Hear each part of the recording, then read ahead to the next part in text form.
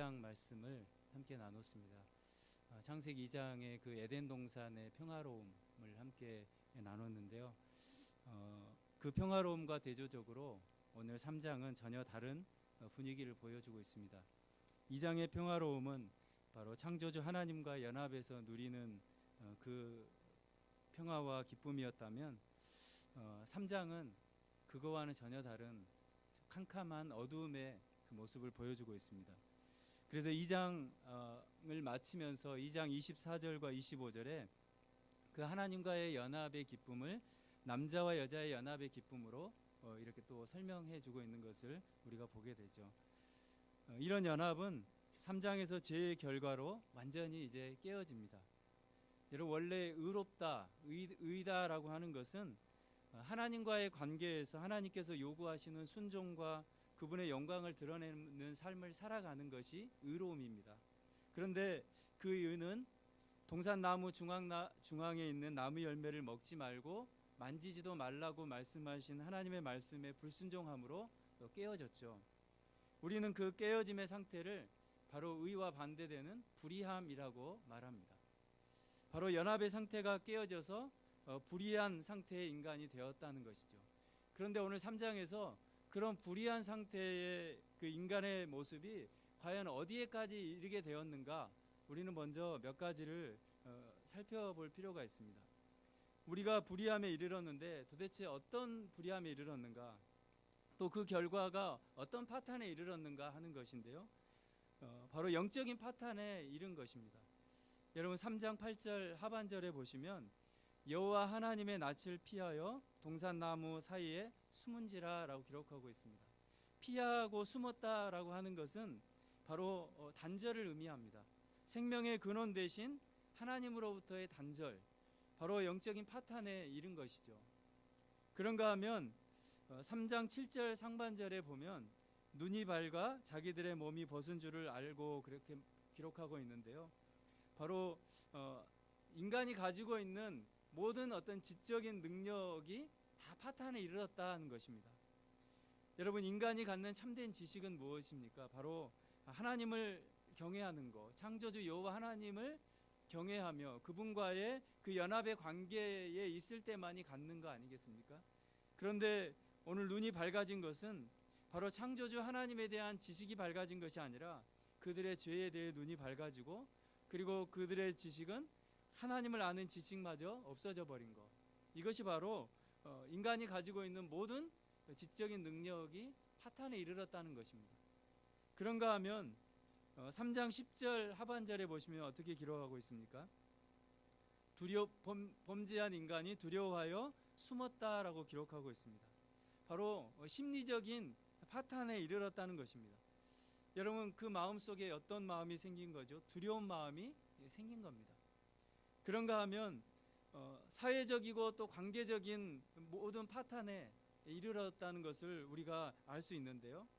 여러분, 하나님께서 하와를 만들어서 아담에게 이끌어 오셨을 때 아담이 그 하와를 보고 2장 23절에 어떻게 말했습니까? 이는 내 뼈 중에 뼈요 살 중에 살이라, 이렇게 말했는데, 그런데 3장 12절에서 아담이 범죄한 이후에 어떻게 말하고 있습니까? 우리 함께 같이 읽어볼까요? 아담이 이르되 하나님이 주셔서 나와 함께 있게 하신 여자 그가 그 나무 열매를 내게 주므로 내가 먹었나이다. 내 뼈 중에 뼈요 살 중에 살이라 라고 고백했던 그 말이 온데간데 없이 그 여자, 여러분, 그 여자라고 표현한 것은 무엇입니까? 그는 나와 아무런 관계가 없습니다. 모든 관계가 깨진 거죠. 바로 그 관계적인 파탄에 이르게 됩니다. 그런가 하면 3장 18절에는 땅이 어떻게 됩니까? 땅이 내게 가시덤불과 엉겅퀴를 낼 것이라. 바로 인간이 살아가는 모든 환경마저 완전히 파탄에 이르게 되었습니다. 그런가 하면 3장 19절에 이렇게 기록하고 있죠. 내가 흙으로 돌아갈 때까지 얼굴에 땀을 흘려야 먹을 것을 얻으리니 내가 그것에서 취함을 입었음이라. 너는 흙이니 흙으로 돌아갈 것이니라 하시니라. 우리 인간이 가지고 있는 그 육체적인 모든 것마저도 파탄에 이르게 된 것이죠. 땀을 흘리는 것뿐만 아니라 육체의 죽음에 이르는 것, 완전한 파탄에 이른 겁니다. 바로 죄로 인해 하나님과의 연합이 깨어지고 이런 불의한 상태에 이르게 된 것이죠. 우리는 이것을 뭐라고 얘기합니까? 바로 전적으로 타락했다. 예. 완전히 무능한 상태가 되었다라는 것이죠. 어떠한 것에서도 인간의 능력으로 무엇인가를 할 수 있는 것을 찾아볼 수가 없다. 그런데 여러분, 인간은 그런 전적으로 타락하고 무능한 상태가 됐음에도 불구하고 죄를 지은 인간은 스스로의 힘으로 그 죄의 부끄러움을 가리려고 합니다. 그래서 제일 먼저 한 것이 무엇이냐면 3장 7절을 한번 읽어볼까요? 이에 그들의 눈이 밝아져 자기들이 벗은 줄을 알고 무화과 나무 잎을 엮고 치마로 삼았더라. 무화과 나무 잎은 인간이 자신들의 공허를 메우고 또 자신들의 부끄러움을 감추기 위해 행하는 모든 것을 말합니다. 즉 우리 인간들 쪽에서 만들어낸 문화, 과학, 또 철학, 종교, 학문, 교육, 이 모든 것들을 바로 무화과 나무 잎으로 상징하고 있는 것이죠. 그런데 무화과 나무 잎의 특징은 잠깐이면 말라버린다는 것입니다. 말라버리기 때문에 인간들은 마르지 않게 하기 위해서 끊임없이 그 부끄러움을 가리기 위해 쉴 수가 없는 것이죠. 자신의 노력으로 끊임없이 부끄러움을 가려야 하는 상황에 이른 것입니다. 그런데 인간들이 그 자신들의 공허함을 메우고 또 부끄러움을 가리기 위해 만들어낸 그런 모든 것들은 결국은 한시적이고 또 이례적인, 얼마 가지 못하는 만족감과 안정감을 준다는 것이죠. 절대로 인간의 공허함을 메워주거나 부끄러움을 가려줄 수 없는 것입니다. 뿐만 아니라 자신들의 그런 부끄러움을 가릴 뿐만 아니라 불의하게 된 그 타락한 인간들은 자기 이외의 다른 모든 사람들을 또한 공격하기 시작합니다. 우리가 방금 읽은 3장 12절에 보면 그 여자라고 하와를 공격할 뿐만 아니라 그 하와를 주신 하나님마저 공격하고 있습니다. 하나님이 주신 그 여자, 하나님이 주셔서 범죄한 거 아닙니까? 하나님마저 공격하고 있는 것이죠. 여러분, 죄를 지은 아담이 그 자기의 부끄러움을 가리기 위해 바로 하나님과 또 자기에게 준 그 하와마저 공격하고 있습니다. 하나님의 은혜를 떠난 그 인간의 모습이죠. 자신이 왕이 되고 분 욕망에 사로잡혀 자신의 부끄러움을 감추고 또 하나님을 포함한 자기 이외의 모든 사람들마저 적으로 간주하고 공격하고 있는 모습, 이것이 바로 죄의 본성입니다. 여러분, 이 죄의 본성은 바로 창세기의 이 죄로부터 시작해서 인간의 역사에 끊임없이 드러나고 있습니다. 아니, 우리가 살고 있는 바로 우리의 이 역사 가운데서도 여전히 이 아담의 죄의 모습, 죄의 본성이 그대로 우리에게 드러나고 있는 것이죠. 타락한 그 죄인들의 속성이, 그런데 여러분, 역사 속에서 계속해서 드러나다가 마지막에 그 인간들의 최후의 그 발악이라고 할까요? 그것을 가리기 위해서 행한 최후의 발악, 그게 무엇입니까? 하다 안 돼서 결국은 마지막에 한 인간들의 그 발버둥, 그게 무엇입니까? 바로 십자가 아닙니까? 바로 인간의 역사를 통해 죄의 결과가 얼마나 무시무시한 것인지 하나님은 계속해서 보게 하시고, 그리고 인간들의 열심과 노력이 얼마나 하나님 앞에서 무의미하고 허무한 것인지를 하나님의 역사를 통해서 계속해서 들춰내십니다. 그리고 그것으로 끝나지 않고 하나님은 하나님의 은혜로만 채워지고 가려질 수 있다는 것을 하나님은 또한 역사를 통해서 우리로 하여금 깨닫게 해주시는 것입니다.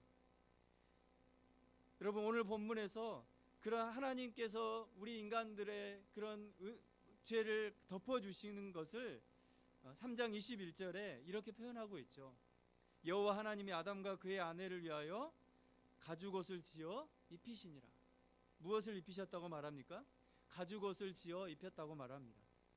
하나님은 아담과 하와가 스스로 만들어 입은 무화과 나무 잎으로 만든 그 치마를 걷어내시고 하나님이 손수 지으신 그 가죽 옷을 입히시고 모든 부끄러움을 가려주십니다.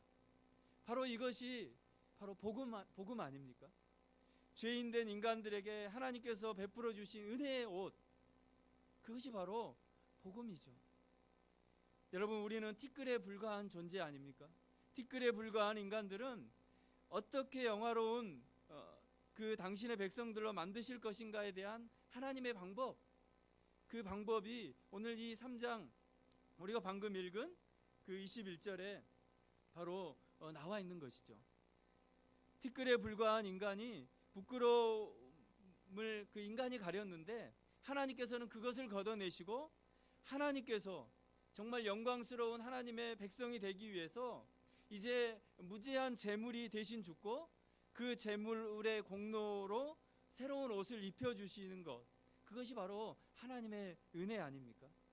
바로 3장 21절에는 바로 하나님께서 베풀어 주신 그 은혜가 들어있는 것이죠.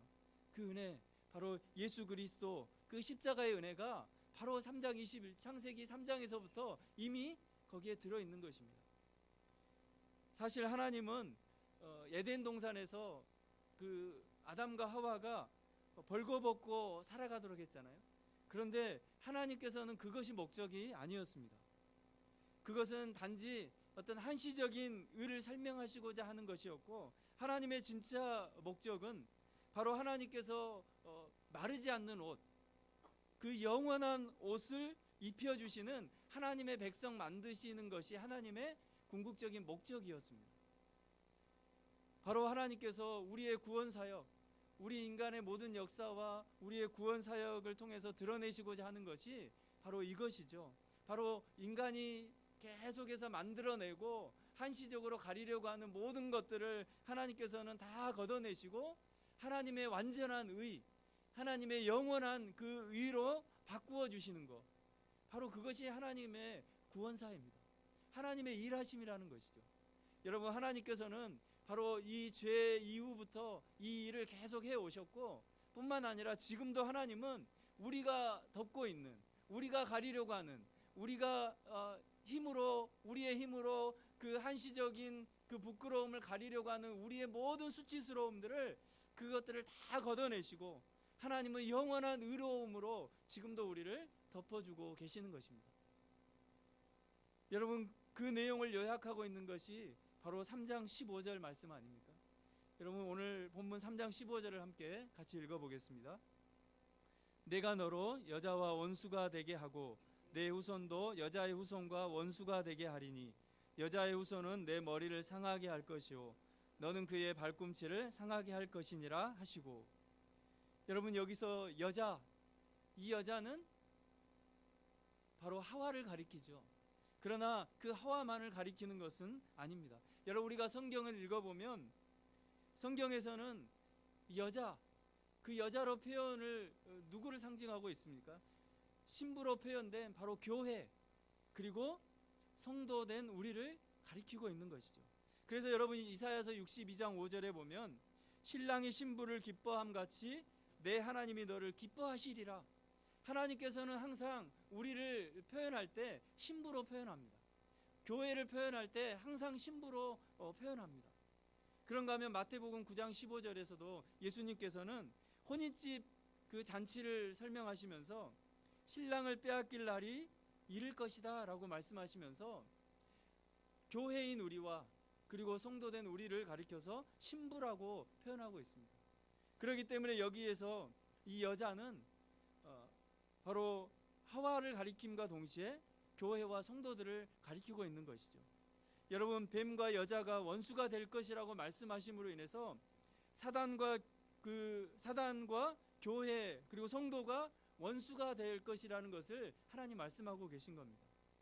여러분, 뱀, 그 사단으로 지칭되는 이 뱀의 역할은 창세기부터 그리고 마지막 때까지 교회와 성도들로 하여금 이 땅에서 한시적인 그런 의로 자신의 죄를 가리도록 끊임없이 요구하고 있습니다. 아니, 우리 안에서 계속 그 일을 하고 있습니다. 그것으로 너희가 가리면 된다. 얼마든지 가릴 수 있다. 그것으로 우리를 끊임없이 유혹하고 그쪽으로 우리를 데려가죠. 그래서 우리는 계속해서 그 유혹에 넘어가고 그 싸움에 우리가 넘어가면서 한시적인 그 의로움, 우리가 가지고 있는 그 이 세상의 것으로 그것들을 가려보려고 합니다. 여러분, 그런데 이 뱀, 사단으로 지칭되는 이 뱀의 결국은 어떻게 됩니까? 오늘 3장 15절에 보면 그 여자의 후손은 내 머리를 상하게 할 것이다. 바로 여자의 후손이 누구십니까? 바로 예수 그리스도께서 그의 머리를, 사단의 머리를 완전히 밟을 것이다. 완전히 깨어 부술 것이다. 그리고 예수님께서 실제로 그 일을 행하셨죠. 뿐만 아니라 여러분, 요한계시록 20장 10절 말씀을 여러분 함께 읽어볼까요? 요한계시록 20장 10절입니다. 미혹하는 마귀가 불과 유황 못에 던져지니 거기는 그 짐승과 거짓 선지자도 있어 세세토록 밤낮 괴로움을 받으리라. 여러분, 마귀가 어디에 던져진다고요?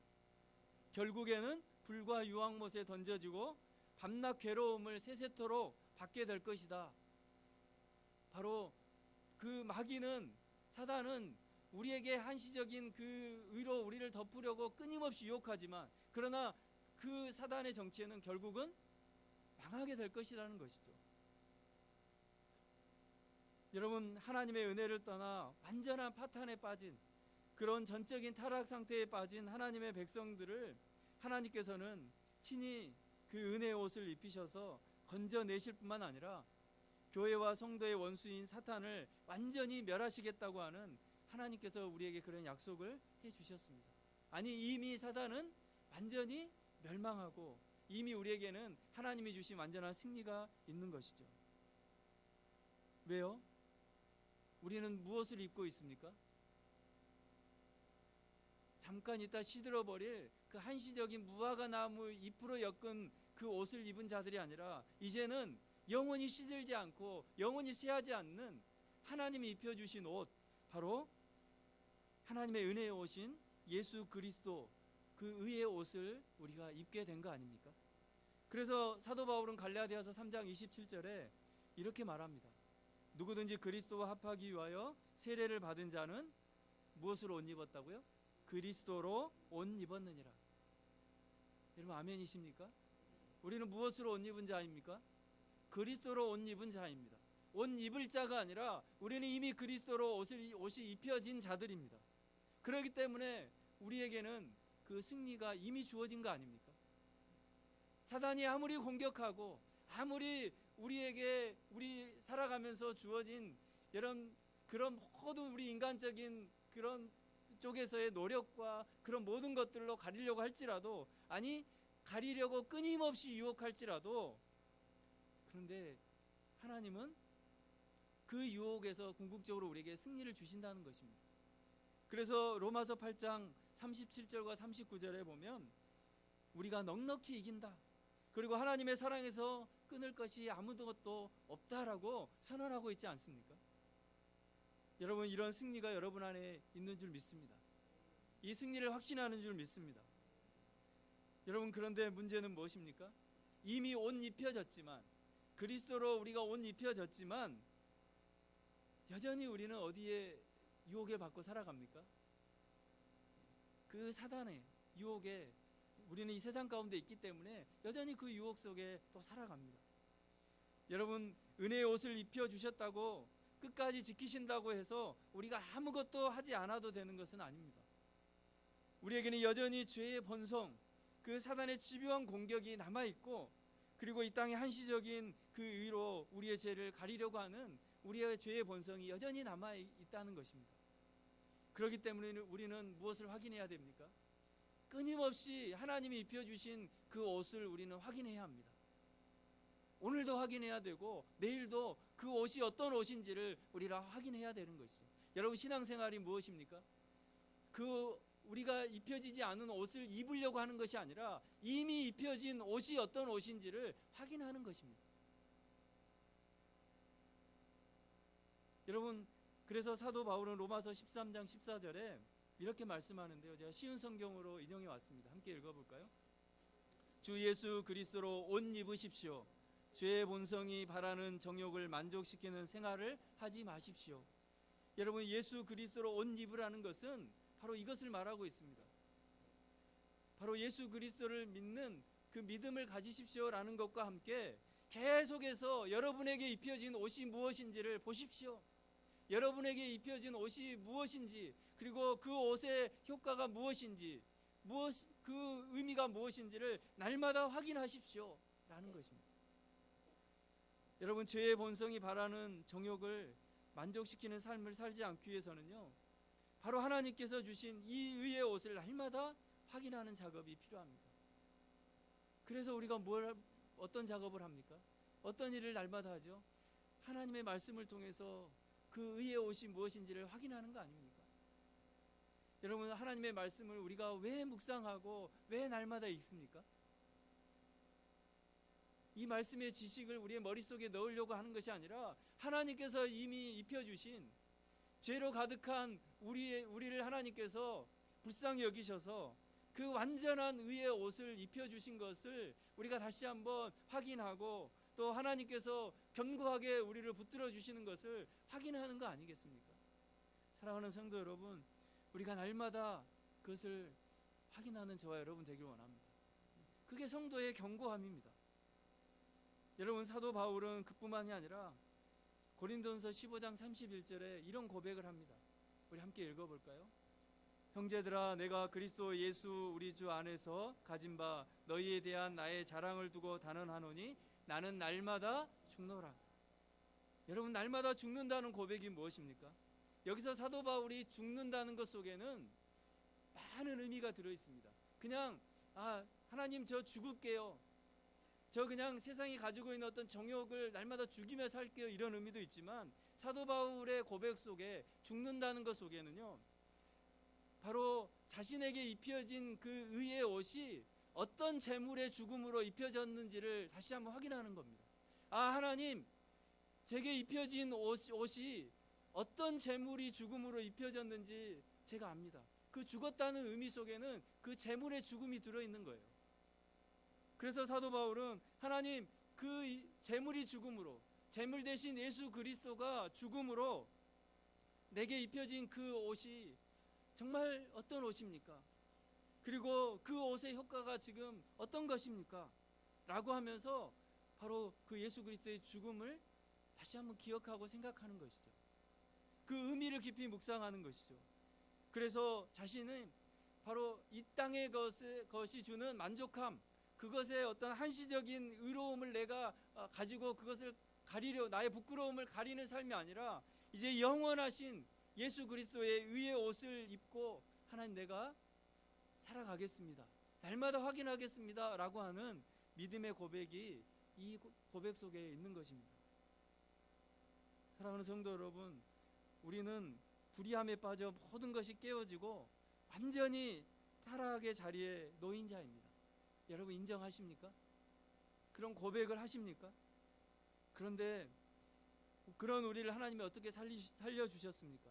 하나님의 완전하신 의에 오신 바로 예수 그리스도, 그분의 옷을 입히셔서 그 의로운 옷을 우리에게 입혀주셨을 뿐만 아니라 하나님께서 끝까지 그 의를 지키시겠다고 약속하신 거 아닙니까? 우리가 할 수 있는 게 무엇이 있습니까, 여러분? 우리가 할 수 있는 게 있습니까? 우리가 무엇을 해서 의의 옷을 입었습니까? 아니면 그 입혀진 의의 옷을 우리가 무엇을 해서 견고하게 붙잡을 수 있습니까? 우리는 아무것도 할 수 없는 자입니다. 오직 하나님의 은혜로 사는 것뿐입니다.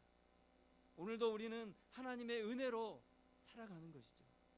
그러므로 날마다 우리에게 입혀진 그 옷이 어떤 옷인지, 어떤 재물의 죽음으로 그 옷이 우리에게 입혀졌는지를 여러분 날마다 확인하시고 묵상하시고, 그리고 그 옷의 효과가 오늘 무엇인지를 여러분 날마다 깊이 묵상하며 살아가는 저와 여러분 되기 원합니다.